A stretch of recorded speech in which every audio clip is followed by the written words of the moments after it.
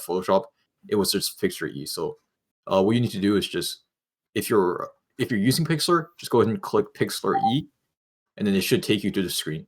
And there are a bunch of options here. You can open a new template, you can create new, and you can wait, what was that? Okay, never mind. Sorry, my mic just came unmuted. No, it's fine. Anyways, continuing from where we left off, this is what Pixlr should look like. There should be a few ads, but that shouldn't matter too much. And you would just go to create new, and this is kind of where you would start with Pixlr. So for everybody else that has Photoshop, let me just go ahead and open Photoshop real quick. So this is Adobe Photoshop. You guys don't know already, and just go ahead and open it. Might take a while, but any warnings or anything, just go ahead and close it. Should work fine. Give it a second here. So today, basically, for today's workshop, it's going to be a very, very, very basic introduction to Photoshop and the UI and some basic tools that you guys are going to need in order to help you succeed in future hackathons. So when you open Photoshop, this should be the first image that you see. It should say, "Welcome to Photoshop. We're glad you're here." And you can go ahead and click New. If everybody is following along, go ahead and just click Create New, and you should get this screen.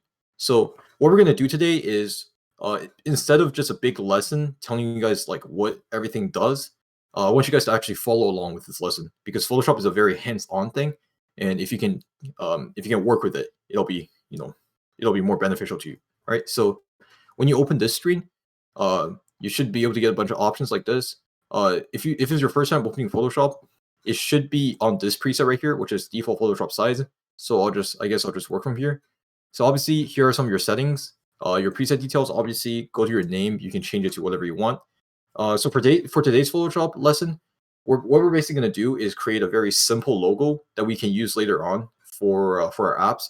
So basically, the first thing that we're going to do is create a logo, and we're going to make it square.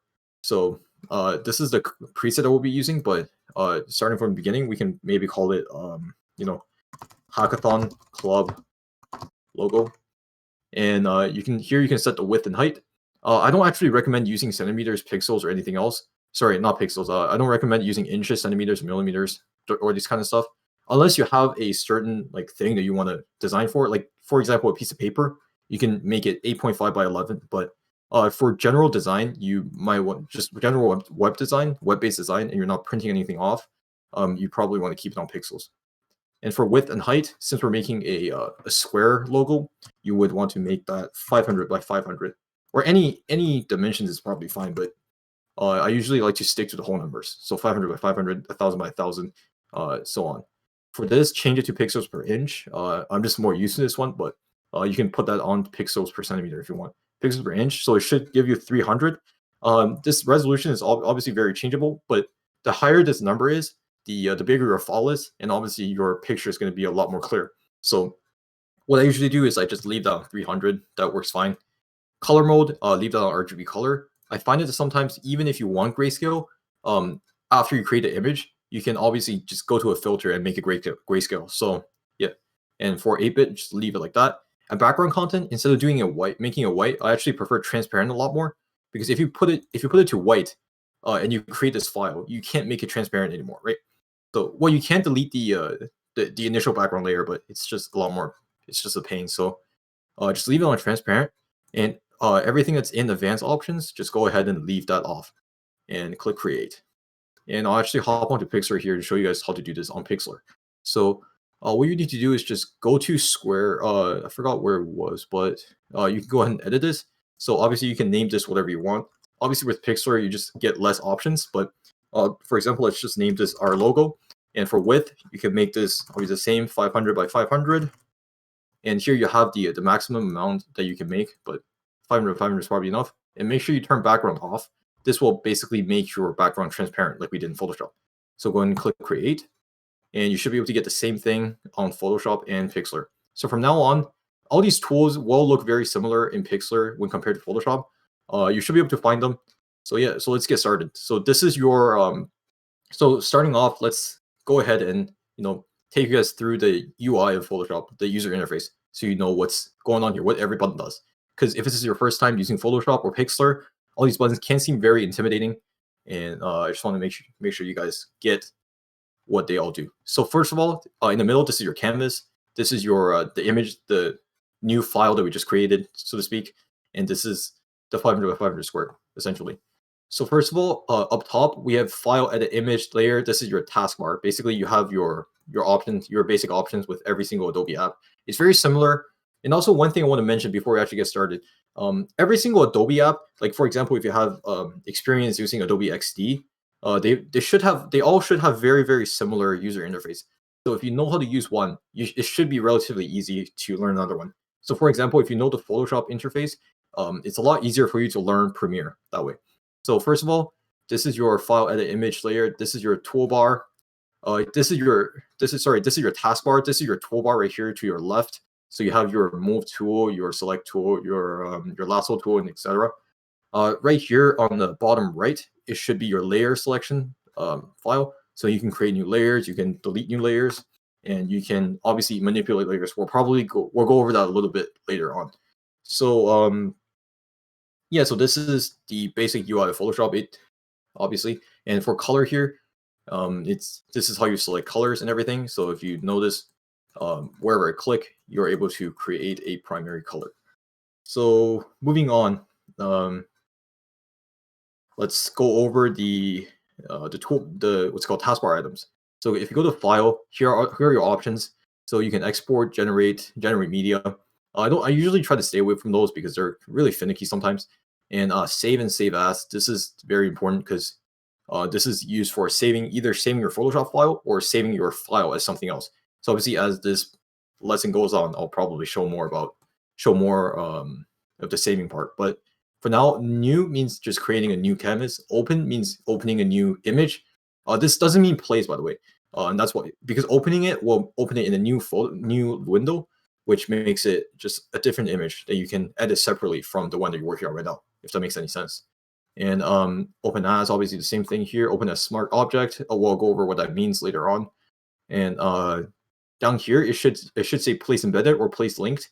These two are the important ones because place embedded, this is how you place images into the layer that we're working on right now, the canvas that we're working on right now. So in order to show you guys this, I'll actually I have a picture of Kyle Lowry here if you guys know who he is. And here, after you click place, an image of him should pop up and you can move him around by just dragging them around. You can resize them by taking the corners and dragging them in and out.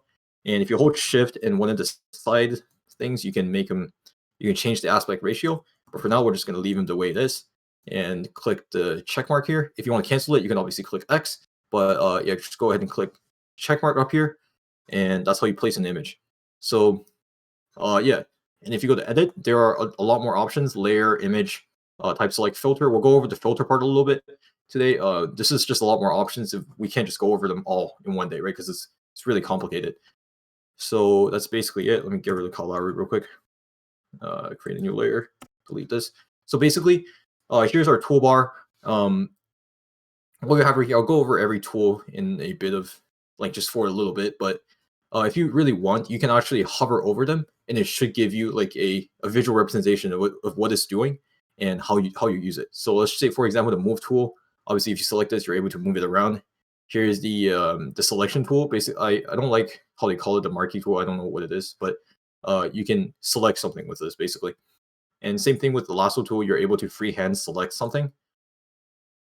Here's the object selection tool. You're allowed. This is just every selection basically. This is just the easier version of it. So you're able to select like an object automatically. Photoshop does it for you. Here's your crop tool. Obviously, you guys probably know what that means. Here's your frame tool. This one's pretty cool. You can make a placeholder for images. That one's a little complicated. Moving on. Obviously, this is the spot eraser tool. This is the brush tool. If you guys know this well, brush tool is basically, we'll probably use that a little bit today, but you have to select layer and you can edit on this. So say this is a smiley face, right? And you can edit its properties up here in its settings. And obviously this is the stamp tool. That one's kind of weird too. History brush. This is basically undoing, but then with a brush. I've never really used this before, but it's weird. It looks cool though. So eraser tool, obviously it's self-explanatory if you look at the video. And here's the gradient tool. This one's pretty cool. I'll probably go over this with you guys a little bit when we're creating the actual image. This is your blur tool. Blur, I don't really use this often either because you can just go to filter and then use your blur this way, and you have a lot more options this way. You have Gaussian blur, just average blur, and then more on, so on. And this is sorry, I think I skipped something. Dodge tool, this is for lightening areas, and this is this is your pen tool. And the pen tool is very useful for a lot of other things because this way you can, using the pen tool, you can select a path. So for example, this is probably one of the most important tools. So for example, let's just place in Kyle Lowry's head again. I don't know why I'm using this picture, but if the pen tool is basically you can select a part of an image, kind of like the selection tool, but then you're able to cut the image this way. So go ahead and right click on it and just go to pen tool. And when you click on the image, it will create a path. As you can see, they're all linking together. And for example, I created this path, right? And they're linking together. So what you need to do is make a selection and the feather radius and stuff. And you would add a new layer. Make sure you select the color layer and just click Control J. And all of a sudden, I'm just showing you guys this. You don't need to really follow along with this, but here, if we hide all the other layers, you can see that our selected part is now being cut out. That looks very scary. Let me actually just get rid of that real quick. Anyways, continuing on, the text tool is also one of the most important tools there are because without the text tool, you can't really create text, and text is like an essential part of designing either a UI UX or actually your logo, which is what I'll be doing later on. And this is your path selection tool. Basically, if you create a path and you want to select it and make changes to it, you can use the path selection tool. And your shape tool, obviously, you can create them shapes, rectangles, ellipses, triangles, and more. This one's self-explanatory. Your hand tool, if you right click, if you're zoomed in very much, like a lot, you can use this to move around in your image. Anyways, next one is the magnifying glass tool. That's what I like to call it. You don't really need to use it. Basically, instead of that tool, you can just hold Control and then either click plus on your keyboard or minus on your keyboard this way. So now you can zoom in and out really easily. And if you have the mouse buttons, like the buttons on the side of your mouth, on the side of your scroll wheel, sorry, on your mouse, you can actually move left and right this way. But not everybody has that, so you can obviously just use the slider down here. And yeah, let's just zoom out to normal here. And this is your color selection tool. This is your foreground color. Basically, you can just drag along the hex codes here, and you can select different colors. It's hex code and everything else would show up. If you need that for this is going to be useful when your what's called front end developer is developing like the UI of the app, because they would need the hex codes in order to develop that, right? So yeah, that's basically the toolbar. Again, if you guys have any questions, I'm not checking Discord. I'm pretty sure Soho's in here. Anybody has any questions, just go ahead and interrupt me. It's probably fine. All right, so that's the toolbar items. And right now, using what we've learned already, let's make a very simple logo. So if you guys have seen the Photoshop logo right here, obviously, sorry, I forgot about Pixar right for a second. Pixar, they should all be the same thing. They look very similar. Like for example, the brush tool, the frame tool, the text tool, and obviously lasso. Everything is very, very similar. All right. So if you go to the desktop here, if you look at the Photoshop logo here, it's very simplistic, right? And if you look at some other apps on my desktop, you have Spotify. Obviously, it looks very simplistic. And for example, today, let's just keep it as simple as possible and just make the Photoshop logo. It's literally just a rectangle, like a rounded rectangle, and then the word P and S. So just using our old hackathon's name, for example, last hackathon, we actually made me and the team, we came together and we made an app called Fit Finder. Basically, it's an app that that helps you, find your diet and your workout based on a bunch of information about yourself. So today we're going to try and make the another cover picture for our project. So first of all, we obviously would need to create a logo. So what you can do, you can drag on here like this to create one, or you can just go and double click and you select the dimensions. For example, my picture is 500 by 500, so I just set it like that. And you can select if it's from center or not, but if you want, you can obviously do this, and you can obviously move it around. So if you see these, you can actually get these guidelines, and these guidelines can direct the image you're moving to wherever it is. Or if you want to do it the traditional way, you can actually select this, make a layer, you can put something on it, select this, and then select a layer, go to adjust, which should be somewhere here. I forgot where it is. Go to align, sorry, not adjust, align, and then you can align it to vertical centers, bottom edges, top edges, left edges, and so on, horizontal centers, and so on. So that's relatively useful. So for my app, let's just create just a solid color for the background and not use any gradients, right? So you can obviously go here and select the rectangle and then change the color this way, or you can go into blending options, which I will go over a little bit more. So let's actually just use blending options because I like this one more. If you go to color overlay, which should be right here, you are able to change the color that you use. And the thing I like about blending options is you can actively see what color it is. So it makes creating this a bit easier. So for Steven? example, yeah. Sorry, someone's Anika is asking, how do you bring in the black square in Pixlr? How do I bring the in Pixlr? Here, just 1 second. You would go to the shape tool, which I am actually not sure where it is. Not super useful to. Sorry, I'm not super used to this Pixlr thing. Here, yeah, there it is. The shape tool. You would click on the shape tool, like the one with the square and the circle. And for example, right here it says rectangle, and you can obviously choose rounded rectangle and circle and everything else. I'm not sure if you can double click on this, but you can just drag one like this, and yeah, it's basically the same thing as Photoshop. Then now you have the square right now, and you can actually edit your color based on just the fill. I'm using blending options on Photoshop because it gives you like a dynamic view, but I'm pretty sure here it gives you a dynamic view too. Sorry. So like as you change the color, you are able to see what you're doing. So returning back to Photoshop, this is basically the same thing. If you guys have any questions, go ahead and interrupt me. You don't have to ask it in chat, just unmute and then ask me. It's probably fine.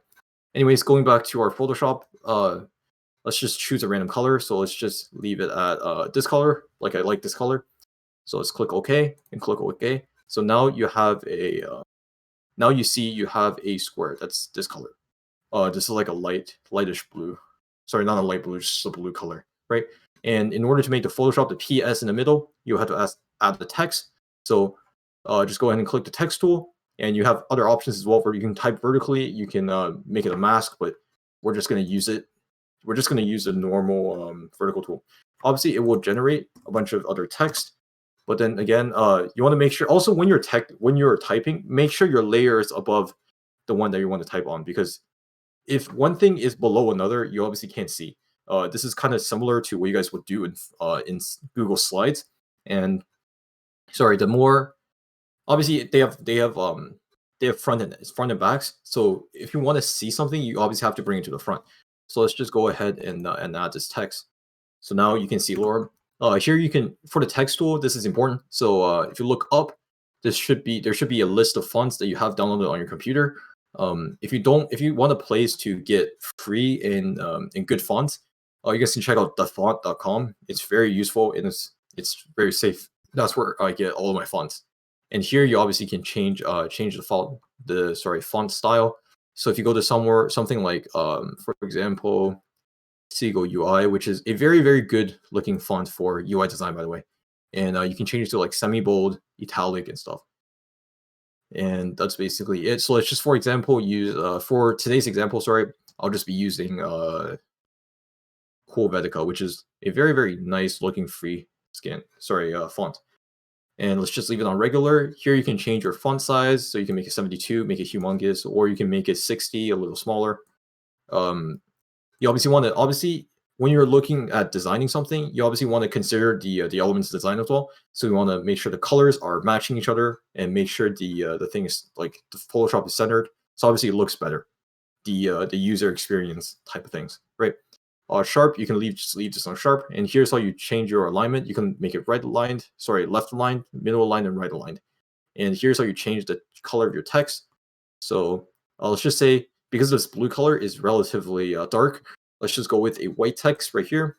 And if you type P and S, now you have a Photoshop logo. You basically have something that resembles a very clean looking logo. But for my sake today, we'll just make it Fit Finder, which is FF. I'm not sure how good that looks, but here. And but we're just going to leave it like that. And continuing on onto the other options, you have this text thing with a big curve underneath it. This one's also relatively useful for logos because you can create curves. So for example, we have something a little bit smaller. For example, if we put our entire name here, hit Finder, and let's just drag it in here and go into text tool and edit this way. And by the way, whatever I did, you can obviously save the change and go back to your text tool and just go ahead and click on the text. You can edit it again and just select everything here. Click on this. You're able to give it a style. So let's just say you want an arc, right? You could create an arc and you can change the bend a little bit so it doesn't look super goofy this way. So now you can have a nice curve for your text. And you can do this for all other elements as well. But if it's not a text and it's like an image or something, it's going to look really goofy. So I'm not going to do that for now, but we are going to cancel that. And yeah, so you can obviously make it 3D as well. You can play around with that, but that's a little bit more complicated. So for today, let's just put it at FF and make it bigger. And that's it. So basically, what I did right there is use a tool called Free Transform. So basically, if you look in your layers section here, let's just like delete layer 1 because there's nothing on it. If you look at your layers section, you can see that you have a rounded rectangle as your background, and you have your text right here. It should be the same on Pixlr. This is the one part of Pixlr that looks really similar to Photoshop. You have a lot more options this way, but this way you can you need to select the right layer that you want to edit. So for example, if I want to edit FF, you can just make sure that's selected in the layers section. Sorry, that's my bad. And you can go ahead and click Control T, and that'll take you into Free Transform. So basically, what Free Transform does is you have Free Transform. Basically, you can transform and move this text, move whatever object you want wherever you want. And here there are other options that you can do with Free Transform. For example, if you want to make it make the image really, if you want to apply like some sort of other special effects onto it, you can obviously make this image. So okay, let me actually backtrack there. I'm sorry. So if you want to make special effects, like put special effects on this text, you can go ahead and right click on this text, and you have to convert it to a smart object. So now, after you convert it to a smart object, you can no longer edit this text directly. But what you can do, so like if I click on the text, it just generates some other text. So you can't edit it directly anymore. But now, what it gives you the option to do is you can now edit its properties. So if you right click on this, it should give you scale, rotate, skew, perspective. So let's just, for example, use perspective. If you move these now, it's no longer going to resize it. It's actually going to change its perspective and give it a really nice 3D kind of Star Wars look, if you know what I'm saying. So yeah, and obviously you can have rotate as well. So you can only rotate, so you can't really move the size of it, but you can only rotate the thing. And it gives you the angle here, so you can obviously change it manually if you have a certain angle. And but for now, we're just going to cancel it that way. And for now, this is basically as simple as it gets. And since we do have a transparent background, so these corners are not going to be rendered in the when you finally save it. So after you're done with this logo, let's just go ahead and click File, and then click Save As. Now, if you do save as, it should give you these options. You can do cloud documents. So basically, you can save it on the cloud, or you can save it to your computer. For today, we're just going to save it on your computer. And just pick a place. Let's just put it on the desktop. So Hackathon Club logo. And here's the different file types you can save this as. Obviously, if you want to save the Photoshop file, you can just save it as a PSD. Here are the other what's called options. Obviously, you can save it as a JPEG, a PNG. Those are probably the most popular ones. But later on, when you get in next month, when we get into a little bit more about Illustrator, there are other file types that you can do with Photoshop. So for now, let's just save that as a PNG because we have these transparent corners that we don't want showing up in the actual image. By the way, for you guys that don't know what PNG is, PNG basically means transparent. Basically, like if you leave something transparent, it will be transparent, and JPEG is just, it will fill that void with whatever color. I think it's white. So yeah, let's just save it on our desktop, and you can play with this a little bit. I usually just like large file size, fast saving. And that's it for a logo. So for Pixlr, if you guys have been following along, it should be relatively similar for text and everything. And for Pixlr, you would just need to go to File, I think, and then you just save. You would click Save, and you can choose your file type: JPEG, PNG, WebP, or PXD. So obviously, you can change your export width and height this way, and you can rename that this way. So you can there's a lot of options on Pixlr as well. It's basically not too different from Photoshop, and you can go ahead and click download. It should just download an image in your browser, and yeah, so just go to your download place, wherever your default download folder is, and you go from there. So now we have this FF right here, right? So now we have the logo. We can make a like a cover picture for our hackathons, because for most hackathons, I'm pretty sure on DevPost it actually asks you for like a cover picture for your hackathon, so it looks more appealing to the judges, right?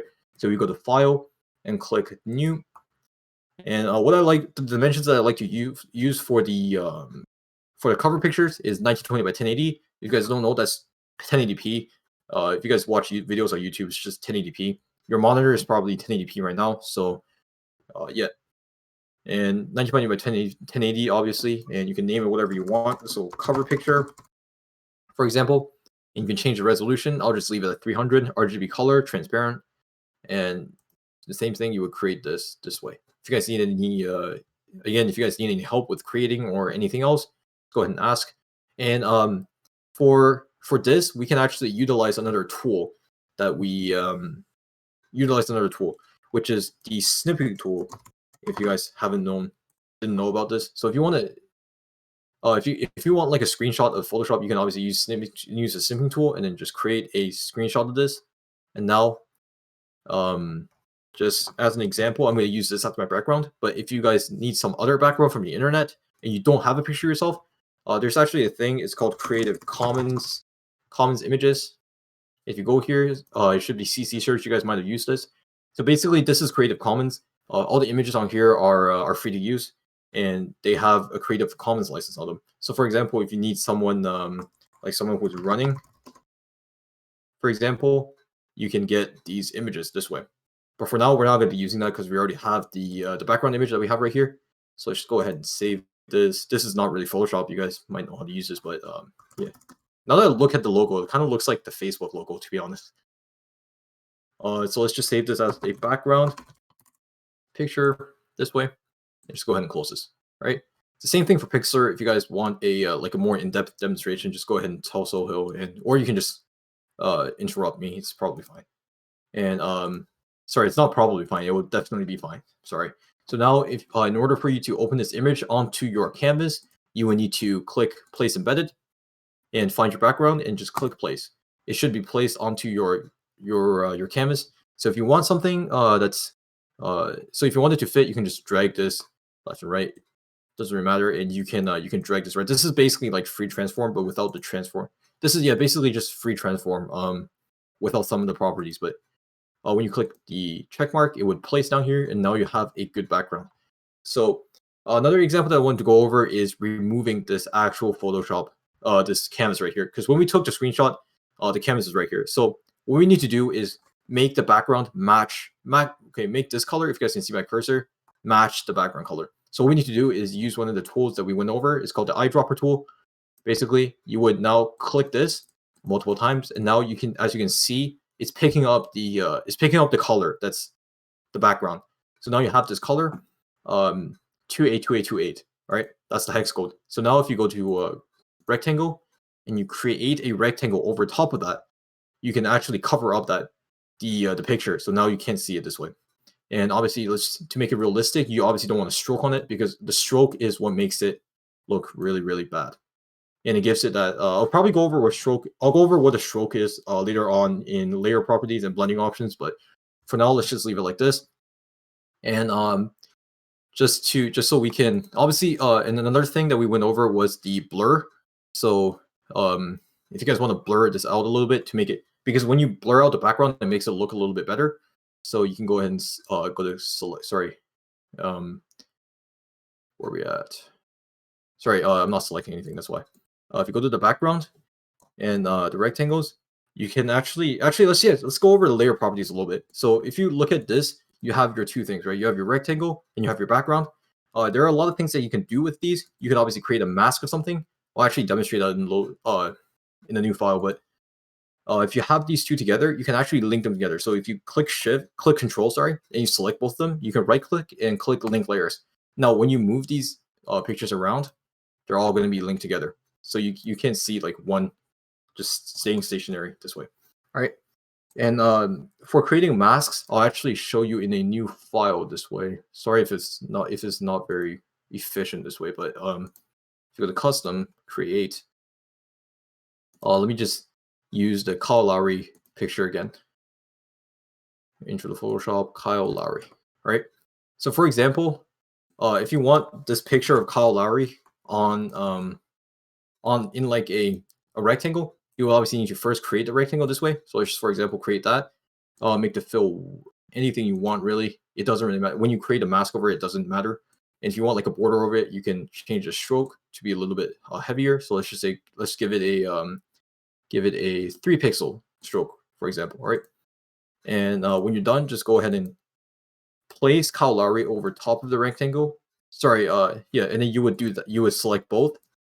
Sorry, you would select the Kyle Lowry, you would right click on it and create clipping mask. And now you have Kyle Lowry inside of this image, and you can move him around in the frame. So now it kind of gives you like a frame for the image, and it looks good. Obviously, when in other cases you can make stuff that looks a lot prettier than this. But for example, now if you you can obviously also link this by right clicking on them and clicking link. And if you see these link logos, I'm not sure what it is on Pixlr, but if you see these link little indications, it means that you are linked together. So now these images are stuck together. So that's basically creating a clipping mask. Everything else we'll probably go over a little bit later. But going back to our cover picture, we do need to create the mask. But what we do need to do is open our logo so it can look a little better, right? So I'm not sure where I saved this Hackathon Club logo. This way, when you insert it, you have when you place it, you have the options of making it smaller, bigger, or whatever, and you can obviously resize it to whatever size you want. But obviously, keeping the elements of design in mind, you would need to place it somewhere where it doesn't look cluttered. So, for example, using our guidelines, we will just place that in the horizontal centers. Sorry, in the vertical centers this way, and leave it that way, and make it that size. That looks pretty good. All right. So for the background, let's make it blur a little bit, like we were talking about. Sorry, I was kind of going all over the place, but you would go to, you would select one, you would, unlink this, and then you would go to background, filter, and then go to blur. What I like the most is Gaussian blur. This is like the smooth blur. You can obviously change that, and it's dynamic. You can see what's going on in the background. So if you make this a little bit blurrier, you can obviously make it. There's also a preview tab right here. So if you guys want to look at it that way, it's also, sorry, that's my bad. It's also fine this way. So just go ahead and click OK. And here's where I'm going to start going over blending options. So blending options is also one of the most powerful tools Photoshop can offer. Basically, with blending options, you're able to give an image, a text, or anything you create a very cool feel to it. So if you go to so just for example, go to your club logo thing or whatever you made that you place onto the thing. Make sure that's above the rectangle in the background, by the way, because the layer is obviously ordered. So if you pull this above it, it's not going to be covered anymore this way, basically. Obviously for the rectangle, let's actually look at our blur a little bit. All right. It shouldn't matter too much, but you can also put a blur onto the middle part. But again, it looks blurred in the middle, so I don't think it really is noticeable. So if you go to the club logo thing, and you right click, you can go to blending options, and if you click blending options, you will get this this window right here. So obviously here are the blending options. So Bevel in the Boss, this is basically what it looks like. It'll make the image look very 3D, for example. Basically, you can change the depth and everything else, and yeah, that's basically what it is. I don't really like that so much. Again, stroke, you add an outer line to the image, so you can make this the stroke heavy, light, or whatever. If you turn up to 100, it might just destroy the image, but that's what stroke is. I don't usually use stroke either, but if you like making like a very nice cartoony, kind of like cartoony text, you can use this. And inner shadow, same thing. You can make shadows appear on the outside line. So if I drag the opacity up and drag the distance up, you can see how it's creating a shadow on the inside. Basically, it looks like this will make it look like that it's on a that you're looking at something from on the bottom of a hole, and it looks pretty cool. Inner glow, that one I still don't know how that one works. It's really finicky. It basically adds a glow to the inside of your image. But then I'm not sure why they just wouldn't add a different color stroke. So inner glow, I feel like this is relatively useless. I don't use this one often. Say this one obviously. So I forgot how to pronounce this. Satin, I think. You can change the opacity. Obviously, you can make this. Obviously, I don't use this one often either. It doesn't look very good. Color overlay. This is how you change the color, so you can make it whatever color you want, like the entire image. So as you can see, FF is now gone, and you can see it. So if you have FF back, if you turn it off, you'll have FF back. Basically, what color overlay does? Okay, sorry. Basically, what color overlay does? That's a tongue twister. Sorry, why I don't know why I'm getting caught up on that. But color overlay, what it does is basically it takes your entire image and puts just a huge color over it. And same thing with gradient overlay. It puts a gradient over top of your picture. So going over gradients a little bit more, you can go to basics. There are a lot of other colors. Basics, for example, blues. If you guys want just a blue gradient here, you can obviously select that one, and you can make it less opaque and stuff. And this will look good on the background. Yeah, let's actually, for example, after it finishes, I'll actually put a gradient in the background so it give it a little bit of modern look to it. And yeah, that's gradient overlay. Gradients are really good looking. Pattern overlay, same thing. You can put a pattern over top of the thing, over top of your whatever you're editing with. So basically, you can obviously keep the pattern, or you can turn down the opacity, and now you have like this kind of texture on the on whatever image you're working on, which is very, very cool actually. If you look at this tree, you can see this like nice, bulky. I don't know the word to describe it, but kind of like a bulky feel on your image. Turn it off. Outer glow, obviously, it's basically the opposite of inner glow. And drop shadow, this one's relatively useful. This is what's going to give you like the nice shadow. So the one that I like, you obviously want to turn the opacity down a little bit to make it look actually like a shadow. Turn distance to whatever you want. This will change how far it looks. And for spread and size, here's the one that I usually use. You want to keep the spread and the size the same number. So now you have like this nice drop shadow all around your image. So let's actually keep it that way, and now you have that. Right, this is your that's your blending options. So obviously going over layer properties a little bit more, you can delete the layer right here, or you can just use the delete key on your keyboard, and that'll delete it. And this plus is for creating a new layer. You can add a new folder, and so on.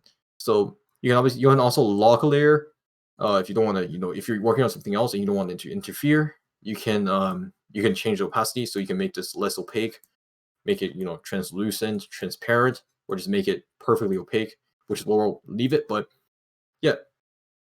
And there are also channels path this way. These are a little bit more complicated as well, so we'll probably just not go over them today. And in order for you to make, actually I said something about gradients, so let's just use the gradient tool. Make sure we create our new layer, and then add our new gradient. So this way, right? So now you have a new gradient on your thing. So when you use this gradient tool, you will hold down just one place, and you can drag it whatever color you want, whatever way you want. Sorry, and whatever way you want is the way the gradient will generate. Basically, I don't really like that feature either, because it's hard to control and you have to do it by hand. But what I usually do is I make a rectangle, and then I fill it. I fill the entire thing, and then I will go to fill, and then you have the gradient option right here. So for example, let's just make it something like, I'm not sure about art. I'm not really an art student, but pretty sure red looks decent with blue. Yes. So let's just leave it at that color. And obviously you can change the opacity of the layer. So let's just put it to 39%, for example. And drag it below the thing. So then the below the logo, sorry, so it doesn't have the same overlay on top of it. And now you have a really good and modern looking kind of picture. If you want to add some text again, you can add some more text this way. So you can put fit finder or something like that. You can obviously use a new font, change the size and everything else that we've talked about. And so fit finder, let's just, for example, leave this right here. And then change the text color a little bit because the dark color doesn't look very good on the background. And on the pink background, sorry. And now you have fit finder. You can obviously put more blending options on top of it, but that's basically what I'm going to leave it today. So that's basically the basics of Photoshop. If you guys need any like other help, you can go ahead and just ping us. And on Pixar, it should be relatively similar to just what I went over in Photoshop. Besides the blending options, obviously the blending options, you will have less options. Basically, let me actually see what you have here. So I haven't used this a lot, but yeah, I'm not really sure about Pixar. But I guess you guys can just Google that and search it up how to like apply blending options in Pixar. But that's how you do it in Photoshop. Basically, yeah, you want to make sure everything's aligned and make it look really pretty, so it doesn't like obviously for the user experience factor of things. So yeah, this is how you create a cover picture for your hackathon project. And obviously, as I said in the beginning, designers are able to collaborate with each other. Sorry, with Photoshop, Illustrator, XD, even Figma. Everybody is connected. And when you have a Photoshop on your team, it's going to be very useful for whatever graphics you're making. So for today's so this is basically the end of the lesson, but I actually have something for you guys to do. So basically, if you guys want for fun, you guys can make something like this, something like what I made. Like you would make a logo, you save that as like a PNG or a JPEG, and then you would import that onto another canvas, and then you would make something that looks like this. And just make sure to go if you finish it. I'm not sure if you can send it anywhere in the Discord, but if you want to send it anywhere in Discord, I guess design related or whatever, you can just put it here. And if you put this in design related, it could everybody can see what you did, and you could show off your Pixar. And that's basically. We have a project showcase. You can put it in there for design if you want to show it off. Where is it? Project showcase? Under design. Oh, under design. Yeah, project showcase. Yeah, you can put it there. That's good. Well, just upload your work anywhere. We want to see what you've been creating, and obviously we want to see you succeed in whatever you're doing. So that's basically it. If you have any questions, obviously you can ask us, or because Photoshop is very complicated, if you have some another feature or a more complicated thing that you would like to do with Photoshop or Pixar, of course, you can just go ahead and Google it. Google's infinite. There's probably someone on Google that have answered your question or had your question before. So yeah, that's basically it for today's lesson. And the attendance will be up. I'm pretty sure Sohil and Andrew are going to be doing that. But the attendance and announcements should be up there. All right, thank you so much for coming to this month design workshop. And I'm pretty sure next week's business, right, Sohil? Yeah, it should be business mind, business execs. Okay. Yep. So that's about it. You are free to leave, and make sure to just show your projects here. We'd love to see them again, like Andrew said. Thank you again.